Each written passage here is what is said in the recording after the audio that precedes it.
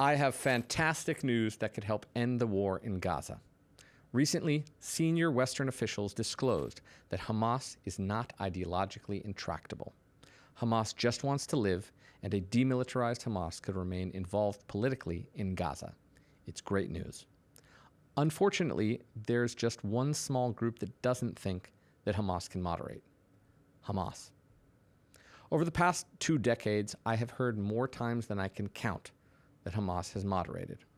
After Hamas took over Gaza, a parade of so-called Middle East experts claimed that the terrorist group would moderate now that they have to worry about fixing potholes.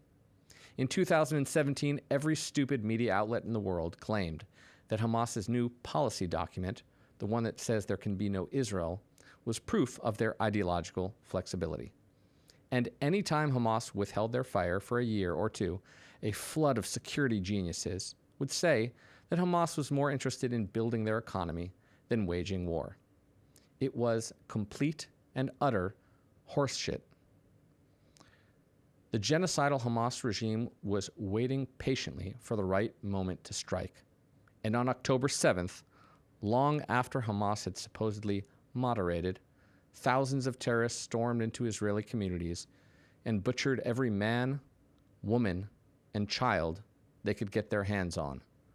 They kidnapped babies. They beheaded people with garden hose.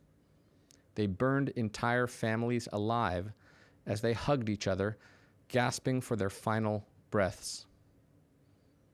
I, for one, never bought the lie that Hamas had or could moderate. Not for a second. The reason was simple. I speak Arabic.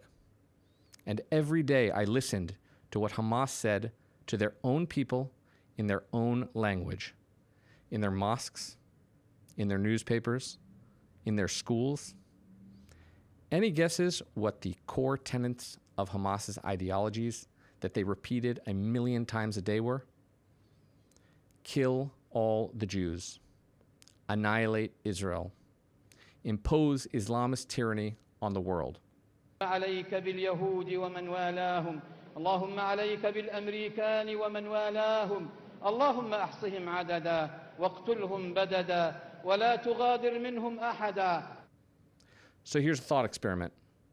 Take your deepest and most passionately held belief.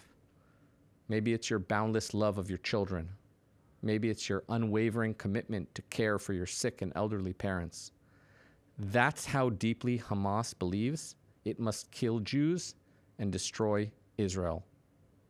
It is very, very hard for most people to grasp this because it's so insane, because it's so outside the bounds of reason, modernity, and basic morality.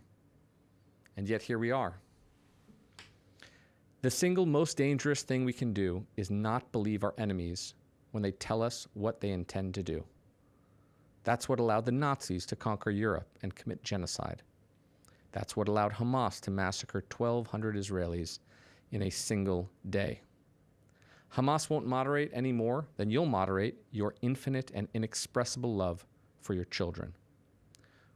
Which leads us to the right way to deal with these Hamas savages. It's the same way that the Allies dealt with the Nazi savages.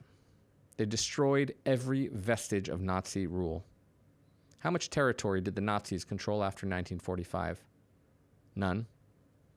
How many Nazi rallies were held in Berlin after 1945? None. How many leaders of Germany called for the eradication of the Jewish people after 1945? None. The free world didn't try to moderate the Nazis. It defeated them, utterly and completely. It didn't do deals with the Nazis. It didn't free their senior military commanders. It didn't pause the war so the Nazis could regroup and rearm. And it sure as hell didn't float the idea that the Nazi Party could be involved politically in a future Germany. But when it comes to Hamas, some continue to delude themselves at their own peril. To anyone who is still confused, no, Hamas doesn't want life. They want death.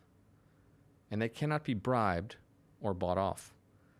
To even suggest that they can is a profound insult to their deepest sense of identity and honor. If you want peace, destroy Hamas. If you want to build a better future for Israelis and Palestinians alike, remove Hamas from power for all time. Total victory, nothing less.